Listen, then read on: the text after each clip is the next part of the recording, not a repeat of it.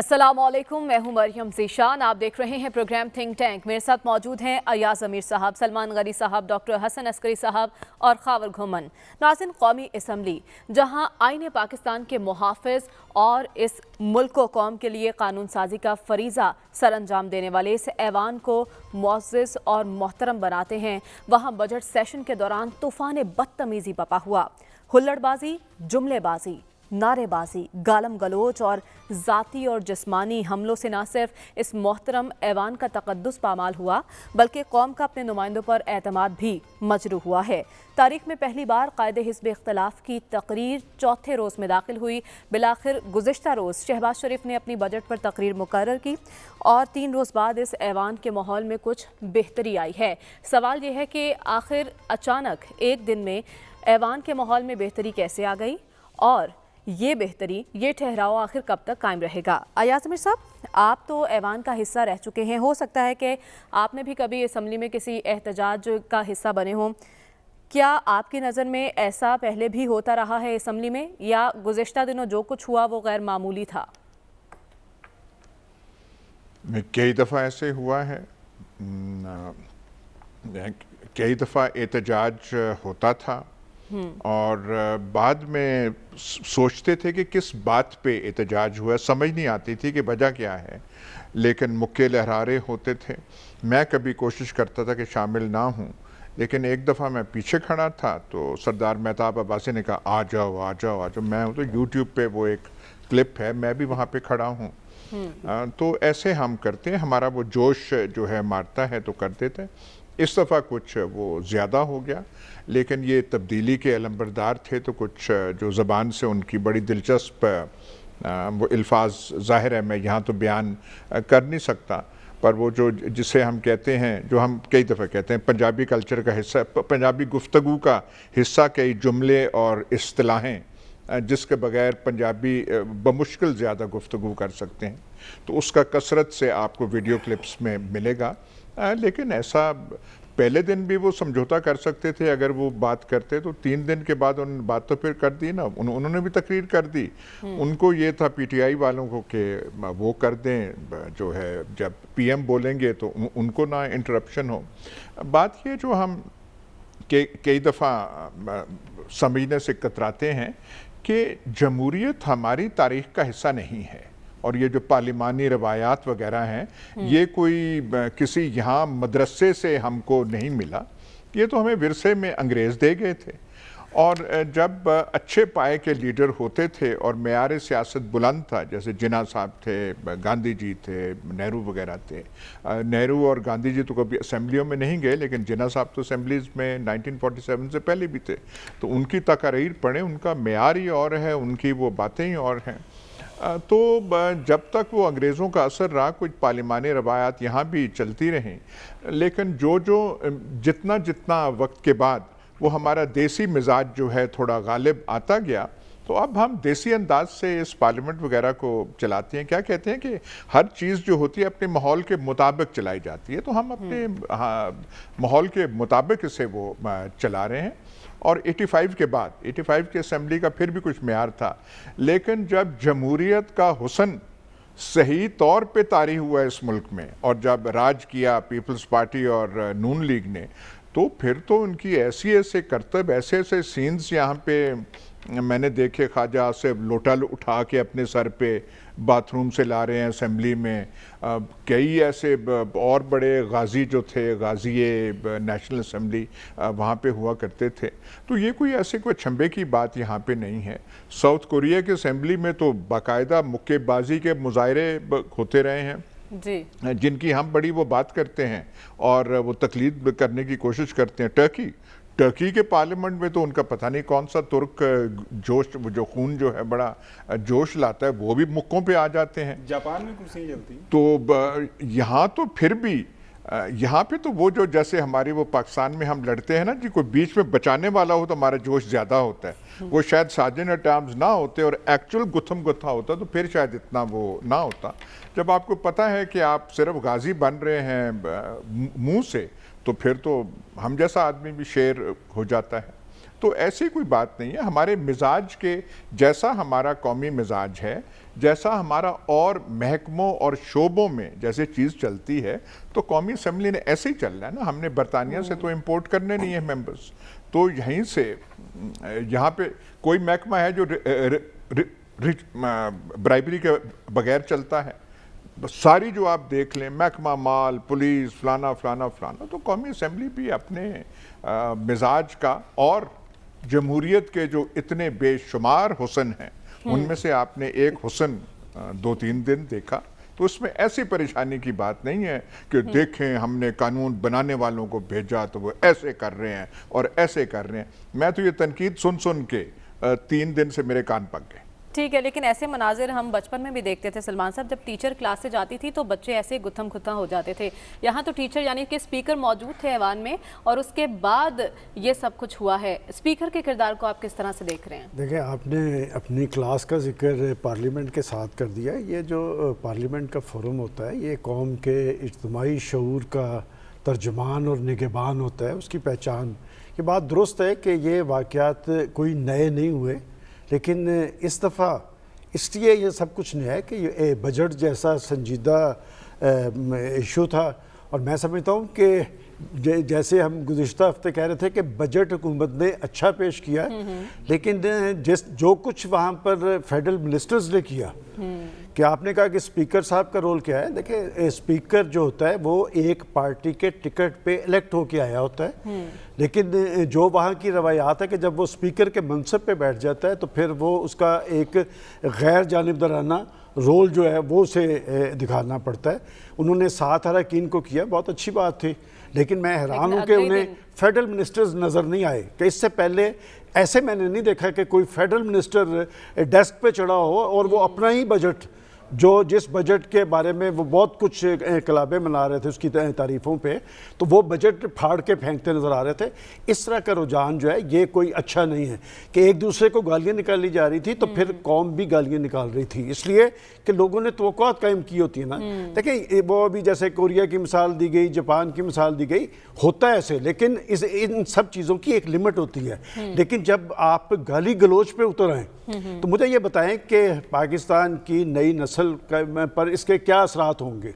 लोग क्या, हम जब यहाँ पर बैठ के मसाइल का जिक्र करते हैं कि जी लोग मसाइल ज़्यादा हैं, महंगाई ज़्यादा है, तो वो इसी पार्लियामेंट से तवक्कुआ करते हैं ना कि ये पार्लियामेंट और पाकिस्तान के अहले सियासत और पाकिस्तान की हुकूमत वहाँ बैठ के सोचेंगे, सर जोड़ेंगे और इसका कोई हल निकालने की कोशिश करेंगे।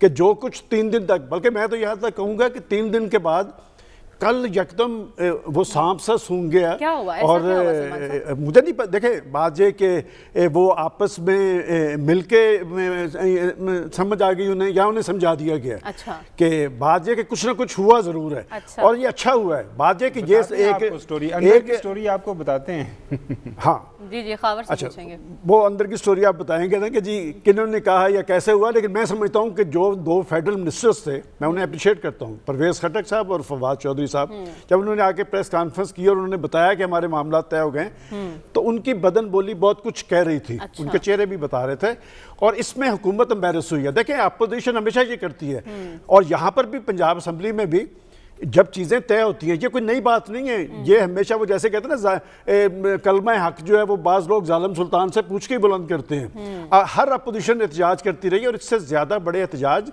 ये पिछले दौर में होते रहे हैं। इस्लामाबाद में बहुत कुछ देखा गया है, लिहाजा पंजाब असम्बली में भी एहतजाज हुआ, लेकिन तकरीर भी हुई अच्छे अंदाज में। अगर यही सिलसिला वहाँ पर कायम रहता, और अब जो मामला सुलझाव हुआ है, ये सुलझाव आर्जी है या मुश्किल, खुदा करे कि ये मुश्किल और मामला जो हैं आपके, बहुत सारे ऐसे मामला हैं जिस पे दोनों को बैठना चाहिए। आगे हम इंतखाबी इस्लाहात की बात भी करेंगे, लेकिन इस तरह नहीं होता कि जी आप 21 तरमीम ला रहे हैं और वो आप बुलडोज करते जा रहे हैं कि ना स्टैंडिंग कमेटी की जरूरत है। ये वन साइडेड अमल है। शुक्र करें कि वो तरमीम अब मौजूद नहीं है जिसके तहत इसी तरह के वाकयात की बुनियाद पर हुकूमतों को घर भिजवा दिया जाता था कि अपोजिशन ये करती आई है, लेकिन हुकूमती वज़रा ने खुद हुकूमत को एम्बेरस किया। और जो अच्छा बजट था, मैं समझता हूँ कि उस अच्छे बजट पे ये सारी हंगामा राई गालब आ गई है। ठीक है डॉक्टर साहब, आप क्या कहेंगे, क्या असम्बली कौमी मामलात को ऐसे तरीके से हल करने का फोरम है, या यहाँ पर रहनुमा जिन्होंने असम्बली में सब कुछ किया उन्हें आवाम अपने रहनुमा के तौर पर देखते हैं? रहनुमा ऐसे होते हैं जोरे बाजू दिखाने आते हैं ऐवान में? دیکھیے رہنمائی ہے نا کہ اب یہ قوم کی رہنمائی کر رہے ہیں کہ اپنے معاملات کو گفت و شنید سے طے نہ کریں بلکہ دینگا مشتی سے طے کریں. یہ اس قسم کی رہنمائی کر رہے ہیں. دیکھیے پارلیمنٹ میں جو اس قسم کے چیزیں ہوتی ہیں یا پروونشل اسمبلی پنجاب اسمبلی میں بھی جس دن بجٹ پیش ہوا اس دن ہنگامہ ہوا اور بلوچستان میں آج ہوا. تو اس کو آپ کو یہ سمجھنا چاہیے کہ اس کی وجہ سے اس کی منفی اثرات جو قوم کے مزاج ہیں اس پہ بھی ہوتے ہیں. کیونکہ وہاں یہ رجحان پیدا ہوتا ہے کہ معاملات کو گفت و شنید سے نہیں بلکہ دوسرے طریقوں سے حل کیجیے. تو یہ معاملہ طے ہوا ہے اس لیے طے ہوا ہے نا کہ کچھ لوگ ہمیشہ ہوتے ہیں جو وہ سمجھتے ہیں کہ معاملات کو سلجھا دیا جائے اور یہ باتیں اتنی لمٹ سے آگے نہ نکل جائیں کہ معاملے سب کے ہاتھ سے نکل جائیں. تو یہ بھی ایک فیکٹر ہوتا ہے اور ہمارے ہاں یہ باتیں ہوتی رہی ہیں اور جگہ بھی ہوتی ہیں. لیکن یہ جسٹیفیکیشن نہیں بن سکتا کہ جاپان میں ہوتا ہے, کوریا میں ہوا ہے اور بڑی جگہ ہوا ہے اس قسم کے ہنگامے. یہ کوئی اچھی بات نہیں ہے. ہمیں ایک اچھی روایت قائم کرنی چاہیے. لیکن افسوس کی بات یہ ہے کہ 88 اور 99 کا جو دور ہے اس میں بھی ہنگامے ہوتے تھے اسی طرح ایک دوسرے پہ. یعنی ہمارے ہاں فیشن ہو گیا ہے کہ صدر مملکت کی سپیچ کو آرام سے نہیں سننا. یہ 1988 کے بعد ہوا ہے. اور بجٹ کو آرام سے نہیں سننا. یہ آپ اٹھا کے دیکھ لیں. اور میں یہاں ایک واقعے کا ذکر کرنا چاہتا ہوں آپ سے جو بہت سے لوگ بھول گئے ہیں, جس کے بعد پہلا مارشل لاء پاکستان میں لگا تھا. جو ہے وہ قصہ ہے ایسٹ پاکستان اسمبلی کا. 20 ستمبر 1958 کو ایسٹ پاکستان اسمبلی میں کافی ہنگامہ ہوا کیونکہ انہوں نے vote of no confidence speaker کے خلاف موو کرنے کی کوشش کی تھی. اس کے بعد 23 ستمبر کو دوبارہ ہنگامہ, 23 ستمبر 1958 دوبارہ ہنگامہ ہوا. اس وقت سیشن کو پریزائڈ کر رہے تھے ڈپٹی اسپیکر شاہد علی ان کا نام تھا. اور 30 آدمی وہاں زخمی ہوئے جن میں ڈپٹی اسپیکر بھی زخمی ہوئے اور 2 دن کے بعد ڈپٹی اسپیکر فوت ہو گیا ہسپتال کے اندر. اور اس سے وہ فیصلہ کہ تھنکنگ تو چل رہی تھی کہ مارشل لاء لگنا چاہیے کہ نہیں لگنا چاہیے, سکندر مرزا, ایوب خان اور دوسرے لوگ اس پر کام کر رہے تھے. اس واقعے سے وہ معاملہ ایکسپیڈائٹ ہوا ہے. تو میرا خیال ہے یہ تھی ایکسٹریم صورتحال. آج جو واقعات ہم دیکھ رہے ہیں, ہمیں آگے کی طرف بڑھنا ہے, لیکن بدقسمتی یہ ہے کہ اس کو کنٹرول اسی وقت کیا جا سکتا ہے جب پارٹی لیڈر ایگری کریں. کیونکہ اس قسم کا ماحول کریٹ کرنے کی بنیادی ذمہ داری پارٹی لیڈرز کے پاس پہ ہوتی ہے. اسپیکر کے پاس کوئی ایسی ایکسٹرا آرڈنری پاور نہیں ہے. صرف یہی نے سسپینڈ کر دے گا. اس نے سسپینڈ کیے 7, اس کا کیا ری ایکشن آیا؟ اپوزیشن نے کہا جی ہم نہیں مانتے. دیکھیں نا, اب اسپیکر نہیں کر سکتا. یہ بدقسمتی ہماری یہ ہے کہ ہماری پارٹیوں میں, تمام سیاسی جماعتوں کی میں بات کر رہا ہوں, ایسے ممبران کی تعریف کی جاتی ہے, ایسے ممبران کو اچھا سمجھا جاتا ہے جو اپنے سیاسی مخالفین کا ناطقہ بند کریں, ان سے ٹی وی پروگراموں میں بدتمیزی کریں, ان سے پارلیمنٹ کے اندر بدتمیزی کریں, ہنگامہ کریں, ان کو اپریشیٹ کیا جاتا ہے. اور جو غلیظ زبان استعمال کریں ان کو تعریف کی جاتی ہے. لیکن ڈاکٹر صاحب گالی کا جواب گالی کیوں جب آپ ریاست مدینہ کی بات کرتے ہیں تو دیکھیں آپ چھوڑ دیجئے اس بات کو. دیکھیں آپ کا جو کامنٹ ہے اس کو آپ رہنے دیں. گالی کے بعد گالی کیوں؟ سچویشن ایسی ہوتی ہے جس میں غیر ذمہ دارانہ بیہیویئر دونوں طرف سے ہے. میں یہ نہیں کہہ رہا, یہ آپ دیکھیے آرگومنٹ جب لینی ہے اگر تو آپ نے ایک پارٹیزن ویو لینا ہے تو آرگومنٹ کو وہاں سے شروع کیجئے جو آپ کی آرگومنٹ کو سپورٹ کرے. لیکن میں تو یہ کہہ رہا ہوں کہ یہ آپ کی پارلیمنٹ میں ہم نے دیکھا ہے فاروق لغاری کے ساتھ کیا ہوا, ہم نے دیکھا ہے غلام اسحاق خان, صدر غلام اسحاق خان کے ساتھ اپوزیشن نے کیا کیا ہے. اس میں کبھی پی پی پی کرتی تھی, کبھی یہ پی ایم ایل این والے کرتے تھے. ہم نے بعد میں بھی صدور کے ساتھ یہ دیکھا ہے, لیکن پہلے یہ نہیں ہوا کرتا تھا. 85 کے بعد ہمارا مزاج اور گرا ہے. وجہ یہ ہے کہ 85 کے بعد جو ہمارے ممبران ہیں ان کی بیک گراؤنڈ تو آپ چیک کیجئے نا. دیکھیے ہوا یہ ہے کہ بہت سے لوگ ہمارے جو کہ ڈسٹرکٹ لیول پہ تھے وہ اچانک فیڈرل لیول پہ آ گئے, وہ کیبنٹ میں آ گئے, اور اس کی وجہ سے انہوں نے گریجویٹ نہیں کیا, شوٹ کیا.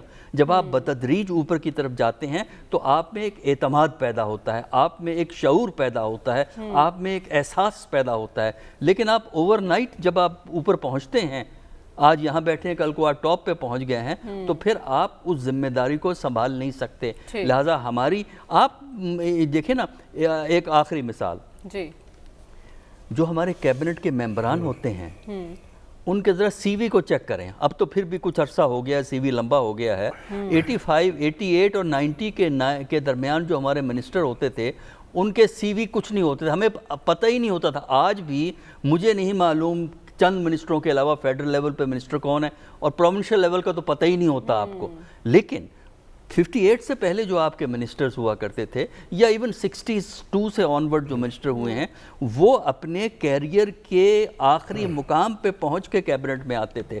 اب 85 کے بعد ہم نے دیکھا ہے بہت سے لوگوں کا کیریئر شروع ہی ہوا ہے پروونشل منسٹر سے اور فیڈرل منسٹر سے. لہٰذا وہ ان کی سوچ اور ان کا طریقہ کار وہ تھا جو تحصیل لیول پہ ہوتا تھا، وہ کر رہے ہوتے تھے فیڈرل لیول پہ. اس کی وجہ سے ہمارے ہاں اس قسم کے کرائسس پیدا ہوئے. ٹھیک ہے، تو ڈاکٹر صاحب کی نظر میں پارٹی لیڈرشپ پر ذمہ داری عائد ہوتی ہے. خاور، آپ سے زمینی حقائق جانیں گے. کیا ایک دن میں جادو کی چھڑی گھومی کوئی کہ سب کچھ ٹھیک ہو گیا، اور جو ٹھیک ہوا ہے کب تک ایسا رہے گا؟ یہ آپ کے سوال جو جادو کی چھڑی پہ آنے سے پہلے تھوڑا سا میرے خیال میں سیاق و سباق ہمیں ضرور پیش کرنا چاہیے. بنیادی طور پہ فرق یہ پڑا ہے مریم، آج کی اور ماضی کی جمہوریتوں میں اور ماضی کے جو اجلاسوں کے اندر جو ماضی کے جو لڑائی جھگڑے ہوا کرتے تھے، آج کل ہر ممبر کی جیب میں آ گیا ایک سمارٹ فون.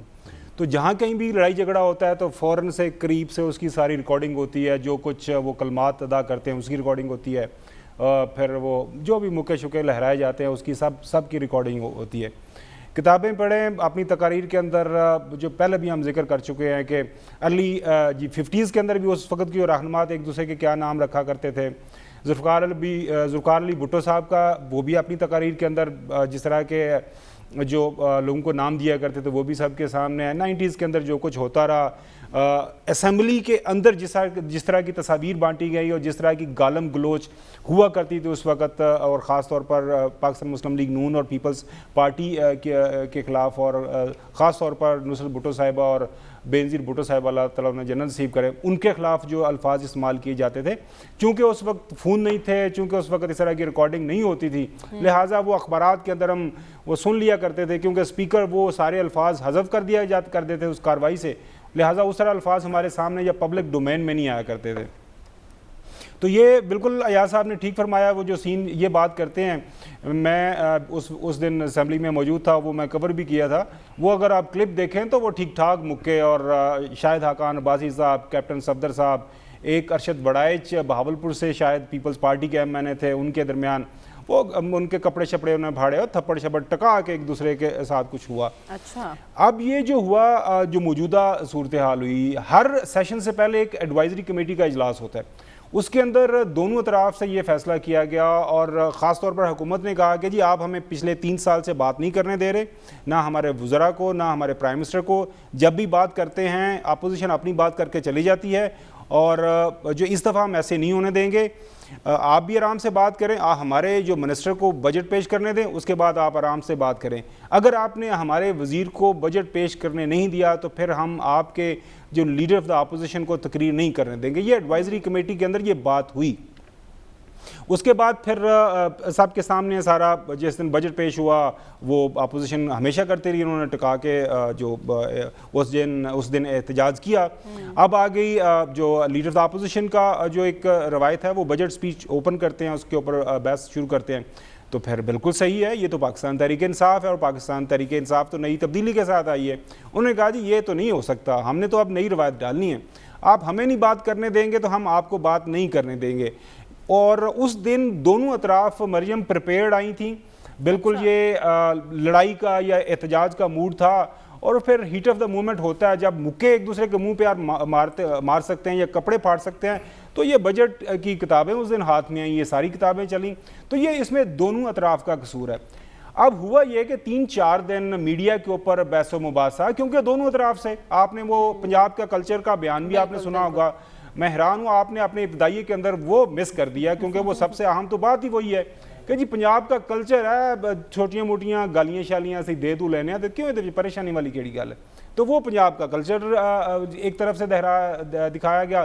دوسری طرف سے پی ٹی آئی کا جو اپنا ان کا ڈیفالٹ سیٹنگ ہے، پی ٹی آئی حکومت میں ہو اپوزیشن میں ہو، وہ ہر وقت لڑنے کے لیے تیار رہتے ہیں، تو وہ لڑنے کے لیے تیار تھے، تو پھر یہ سارے کا سارا ہم نے جو تماشا دیکھا۔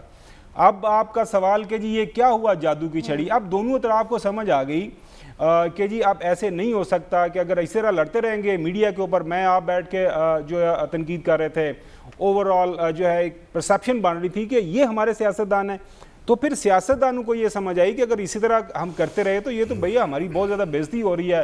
وہ پھر کہیں کوئی سینس پریویل کی۔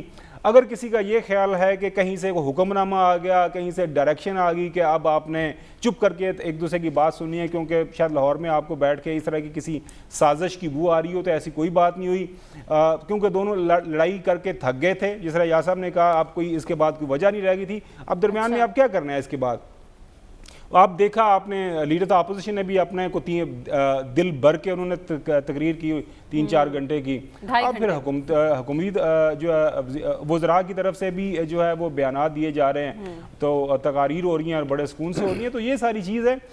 میں بالکل بار بار میں یا صاحب کا حوالہ دے رہا ہوں کہ میں ان کی بات کو سپورٹ کرتا ہوں، یہ ماضی میں بھی ہوتا رہا ہے اور یہ اس طرح اسمبلیوں کے اندر ہوتا ہے۔ انگریز ذرا انگریزی زبان کے اندر ایک دوسرے کو تنقید کرتے ہیں، تو وہ الفاظ اگر ہم اردو میں یا پنجابی میں ترجمہ کر لیں تو ہو سکتا ہے وہ ذرا اور ہمارے لیے وہ لیکن یہ اچھی بات ہے خاور کے سیاستدانوں کو سمجھ آ گئی ہے کہ اس طرز عمل سے نہ صرف ان کا تماشا بن رہا ہے بلکہ ایوان کا تقدس بھی پامال ہو رہا ہے۔ ہم دعا گو ہیں کہ آگے ایوان کا ماحول ایسے ہی اچھا رہے، یعنی دعا شاکر تو منگی رکھ، دعا جانے خدا جانے۔ آگے بڑھنے انتخابی اصلاحات کی بات کرنی ہے اس بریک کے بعد، stay with us. Welcome back ناظرین۔ انتخابی اصلاحات کے معاملے پر حکومت اور اپوزیشن ایک بار پھر آمنے سامنے ہیں، اور الیکشن کمیشن نے الیکشن ایکٹ ترمیمی بل کی متعدد شقوں کو آئین کے متصادم قرار دے دیا ہے۔ ایاز میر صاحب، اگر ہم نے دھاندلی کے شور سے جان چھڑانی ہے تو اصلاحات تو کرنی ہوگی، دونوں طرف سنجیدگی کی ضرورت ہے۔ آپ کو لگتا ہے یہ معاملہ کس کروٹ بیٹھے گا؟ میں یہاں پہ تواتر سے اصلاحات، انتخابی اصلاحات کی بات اس پروگرام میں سنتا ہے، میری آج تک سمجھ میں نہیں آیا کہ کون سی آپ کو اصلاحات چاہیے یہاں پہ مطلب کون سی چیز ہے جو کمی ہے۔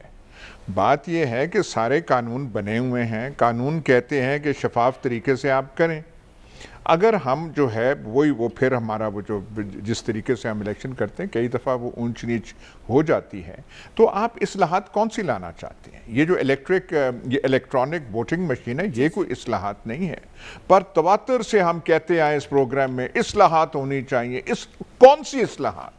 کوئی بتائے تو صحیح نا۔ ووٹرز کو کیا ہیلی کاپٹرز میں لانا چاہیے؟ وہ آرمڈ پرسنل کیریئر وہاں پہ کھڑے کرنے چاہیے؟ آپ کی الیکشن ہوتی ہے، وہ پولنگ ایجنٹ ہوتے ہیں، ایک طریقہ کار بنا ہوا ہے، پولنگ سٹاف ہوتا ہے، زیادہ اسے کرنے کے لیے پولیس کی نفری تو ہوتی ہے۔ آپ کئی دفعہ فوجیوں کو وہاں پہ جو فوج کی مدد لے کے ہر پولنگ سٹیشن پہ ایک عدد فوجی جوان جو ہے وہ کھڑا ہوتا ہے، 1 یا 2 ہوتے ہیں، اس سے ہوتا ہے۔ اس سے زیادہ آپ کو کیا چاہیے؟ میری سمجھ میں یہ بات نہیں ہے۔ پی ٹی آئی والے جو ہیں کہہ رہے ہیں الیکٹرانک کو حق دیا جائے ووٹ ڈالنے کا، وہ اصلاحات میں تو نہ آیا نا۔ الیکشن کمیشن کا جو انہوں نے اعتراضات کیے ہیں اس پہ، انہوں نے کہا ہے کہ آپ کو فلانا قانون جو ہے پھر تبدیل کرنا پڑے گا، اور یہ ہے صرف یہ کہہ دینا۔ الیکشن کمیشن کا بالکل ٹھیک بات ہے کہ یہ کہہ دینا کافی نہیں ہے کہ جو ان کو تو ہوگا، طریقہ کار کیا ہوگا، ووٹنگ لسٹ کیسے بنے گی، باہر کے جو ہیں جو وہ ہے کیا آئی ڈی کارڈ پہ ہوگا، پاسپورٹ پہ ہوگا، یہ سارا چیز انکلیئر ہے۔ تو یہ چیزیں واضح کرنی ضروری ہے نا، صرف کہنا جو ہے اس پہ۔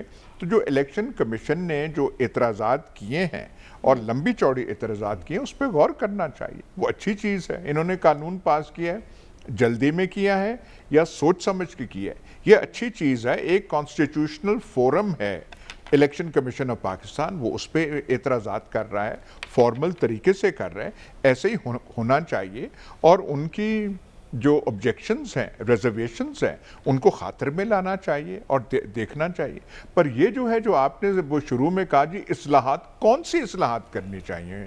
اور آپ کو قانون میں ہر چیز ہے، قانون آپ کو یہ نہیں کہتا کہ آپ غلط طریقے سے کریں یا دھاندلی کریں یا دھاندلی کی، وہ ہم اب کرتے ہیں، ہر چیز میں کرتے ہیں۔ قانون کہتا ہے کہ رشوت دینی چاہیے، قانون کہتا ہے کہ آپ ایسے ایسے کریں یا یہ کریں، پر ہم کرتے ہیں سارا کچھ نا۔ قانون کہتا ہے کہ ملاوٹ کریں آپ عام چیزوں میں، فوڈ سٹفس میں، لیکن ہم کرتے ہیں وہ چیز۔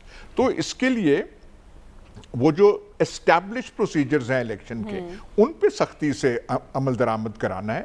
یہ جو ٹرک کی بتی جو ہے جس کے پیچھے قوم کو لگا رہی ہے پی ٹی آئی، بالکل غلط ہے کہ اصلاحات کی ضرورت ہے، اصلاحات کی ضرورت ہے۔ کون سی آپ کو اصلاحات کی ضرورت ہے؟ ٹھیک ہے، یعنی موجود قوانین پر سختی سے عمل درآمد کروایا جائے۔ سلمان صاحب، حتمی فیصلے کا اختیار تو الیکشن کمیشن کے پاس ہے، تو پھر حکومتی بل کا کیا بنے گا؟ دیکھیں، بات یہ ہے کہ پاکستان کی سیاسی تاریخ جتنی پرانی ہے، دھاندلی کے الزامات بھی اتنے ہی پرانے ہیں۔ بالکل کہ میں آج یہ ایک بڑے پرانے پارلیمنٹیرین ہیں، ان سے میں بات کر رہا تھا، تو میں نے ان سے پوچھا کہ 1970 کا الیکشن کیسا تھا، تو انہوں نے کہا کہ 1970 کا الیکشن بہت حد تک بہتر تھا، شفاف تھا، لیکن ہم نے وہ الیکشن تو شفاف کروایا، اس کے ہم نے رزلٹس تسلیم نہیں کیے اور ملک ٹوٹ گیا۔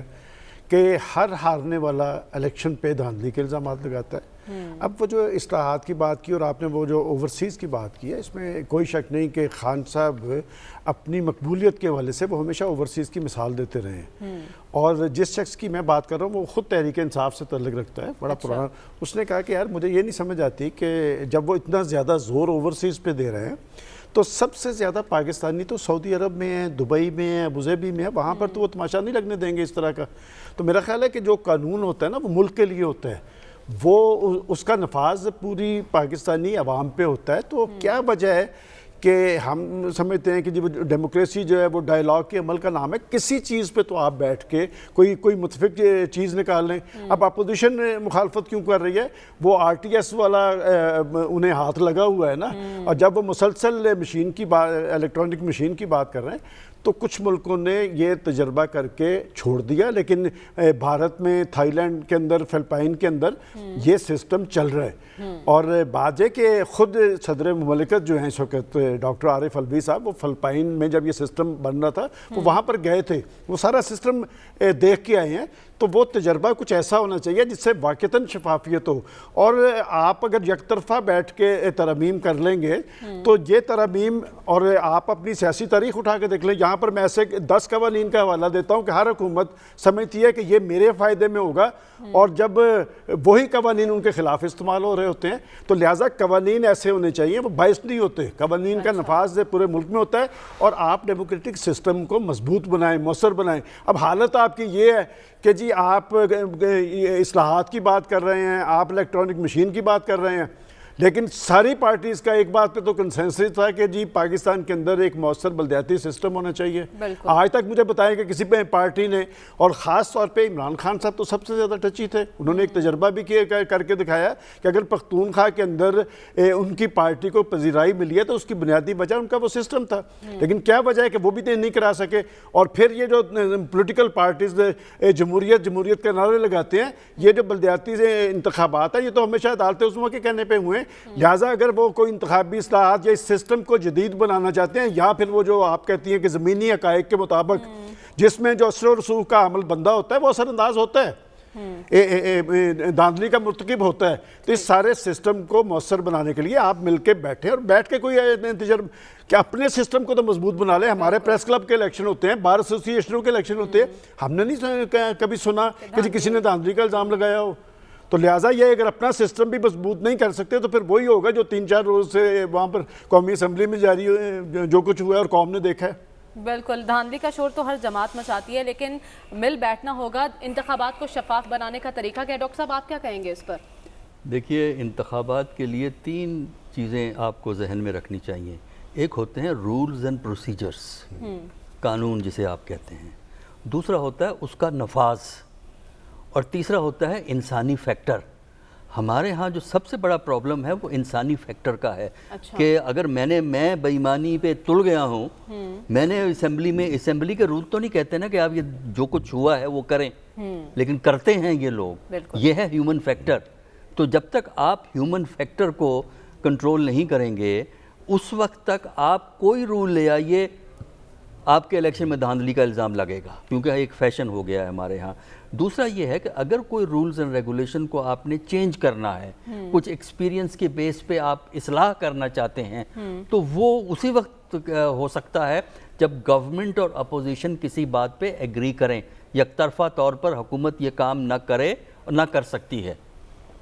تیسری بات جو ذہن میں رکھیے، ابھی آپ نے کومنٹ میں کہا تھا کہ الیکشن کمیشن اعتراض کر دے گا۔ دیکھیے اگر پارلیمنٹ لا بنا دیتی ہے، الیکشن کمیشن پھر اعتراض نہیں کر سکتا۔ اچھا، وہ صرف کورٹ آف لا میں جا کے کیس کر سکتا ہے، اس کی لیگیلٹی کو چیلنج کر سکتا ہے، لیکن پارلیمنٹ کے لا کو الیکشن کمیشن کو ماننا پڑے گا۔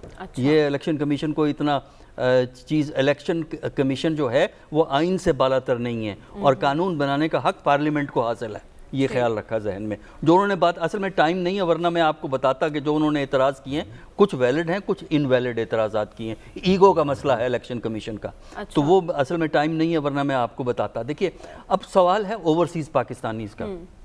میرا خیال ہے کہ اوورسیز پاکستانی کو پاکستان کے الیکشن میں ووٹ ڈالنے کا حق نہیں دینا چاہیے، اس لیے کہ اس سے اتنے مسائل آپ کو پیدا ہوں گے جو آپ ہینڈل نہیں کر سکیں گے۔ کیسے مسائل؟ اب پھر وہی ٹائم کا مسئلہ ہے۔ آپ بتائیے ڈاکٹر صاحب، چند ایک مسائل دیکھیے بتائیے۔ اس میں مسائل یہ ہیں کہ ووٹ کس طرح دیا جائے گا۔ اگر ان کا ووٹ اس کانسٹیٹوئنسی میں آپ کاؤنٹ کریں گے جو اوریجنل ان کا ہے، اگر کوئی سرگودا کے گاؤں میں رہتا ہے، اس کا ووٹ سرگودا کے گاؤں میں اگر آپ کاؤنٹ کریں گے تو اس کا ووٹ کاسٹ کس طرح ہوگا؟ دنیا میں جو اوورسیز جو لوگ ووٹ دیتے ہیں اس کے صرف دو طریقے ہیں۔ ایک تو ہے پوسٹل ووٹ، اور دوسرا طریقہ جن ملکوں نے اجازت دی ہے، دوسرا طریقہ ہوتا ہے وہ ایمبیسی میں جا کے ووٹ ڈالتے ہیں۔ جو ہمارے ہاں الیکٹرانک میتھڈ کا سوچ رہے ہیں اس سے کرپشن بڑھے گی۔ پھر ایک اور مسئلہ ہے، دیکھیے وہ خصوصاً پاکستانی اوورسیز کا ہے، وہ یہ ہے کہ پاکستانی اوورسیز اچھے خاصے ڈیوائیڈڈ ہیں۔ صرف یہ نہیں ہے، دیکھیے پروفیشنل کی تعداد تھوڑی ہے، آپ کے ہم میجورٹی بیچارے وہ محنت مزدوری کرنے والے ہیں، وہ آلریڈی ڈیوائیڈڈ ہیں پولیٹیکل بنیادوں پہ۔ جس طرح ہمارے ہاں سیاسی بنیادوں پہ تقسیم ہے، اسی طرح امریکہ برطانیہ میں، پاکستانی کینیڈا میں تقسیم ہے۔ اس کے علاوہ کچھ مذہبی فرقہ واریت کی بنیاد پہ بھی وہاں آپ کو تقسیم جو ہے وہ نظر آتی ہے۔ اور اگر اوورسیز پاکستانی خدمت کرنا چاہتے ہیں پاکستان کی، تو یہ نہیں ہے کہ پاکستان کے الیکشن میں ووٹ دیں۔ اگر وہ پاکستان کی خدمت کرنا چاہتے ہیں تو اپنے پولیٹیکل کلاؤڈ کو وہاں کے لوکل الیکشن میں اور پارلیمنٹ کے الیکشن میں بڑھائیں، جس طرح برطانیہ کے اندر کیا ہے۔ برطانیہ کے اندر لیبر پارٹی کی جو کشمیر کی پالیسی میں جو تبدیلی آئی ہے وہ ان پاکستانیوں کی وجہ سے ہے جو وہاں انگلینڈ کے اندر ہیں اور وہاں کے انتخابات میں حصہ لیتے ہیں، پارلیمنٹ میں موجود ہیں، ان کی وجہ سے ہی ہوا ہے۔ تو ان پاکستانیز کو چاہیے کہ وہ اپنا پولیٹیکل انفلوئنس پاکستان میں نہیں، ہوم جہاں وہ رہتے ہیں وہاں بلڈ کریں، اور پھر جب وہاں کی پارلیمنٹ میں جائیں گے، وہاں کی پروونشل اسمبلیز میں جائیں گے، لوکل کونسل میں جائیں گے، تو وہ پاکستان کی بہتر خدمت کر سکیں گے، بجائے اس کے کہ وہ پاکستان کے اندرونی انتخابات کے اندر آنا چاہیں۔ وہاں ڈویژن ہوں گی، جھگڑے پیدا ہوں گے، اور ان کو مینیج کرنا جو ہے اتنا آسان نہیں ہوگا۔ بنیاد کیا ہے؟ دیکھیے بہت سے ممالک جہاں ہم کہتے ہیں ڈوئل سٹیزن شپ ہے، قانونی طور پہ ڈوئل سٹیزن شپ کو ریکگنائز نہیں کرتے۔ امریکہ پاکستان کے ساتھ ڈوئل سٹیزن شپ کو ریکگنائز نہیں کرتا۔ اچھا، تو پھر آپ اس کو ووٹنگ کا بنیاد کیا ہوگا؟ لیکن تحریک انصاف کی حکومت تو بضد ہے کہ اوورسیز پاکستانیوں کو حق دیا جائے، اور اس کا طریقہ اپوزیشن اس پر اعتراض کریے، لیکن اب ڈاکٹر صاحب نے بڑے اچھے انداز میں بتا دیا کہ اس سے بہت سارے مسائل پیدا ہو سکتے ہیں۔ خاور آپ سے یہ جانوں گی کہ ای ووٹنگ اور اوورسیز پاکستانیوں نے ضد کیوں بنائی ہوئی ہے اس حکومت نے، اور کیا ڈیڈ لاک ہے؟ اپوزیشن کی جانب سے کچھ تجاویز دی جا رہی ہیں یا نہیں، اور ان تجاویز کو ماننے کی سکت ہے اس حکومت میں یا نہیں؟ یہ سوال آپ کے سامنے رکھوں گی اس بریک کے بعد۔ Stay with us. Welcome back ناظرین۔ خاور آپ سے یہ جاننا چاہیں گے کہ حکومت اور اپوزیشن کے درمیان انتخابی اصلاحات کو لے کر ڈیڈ لاک کیوں ہے، اور حکومت ای ووٹنگ پر اصرار کیوں کر رہی ہے؟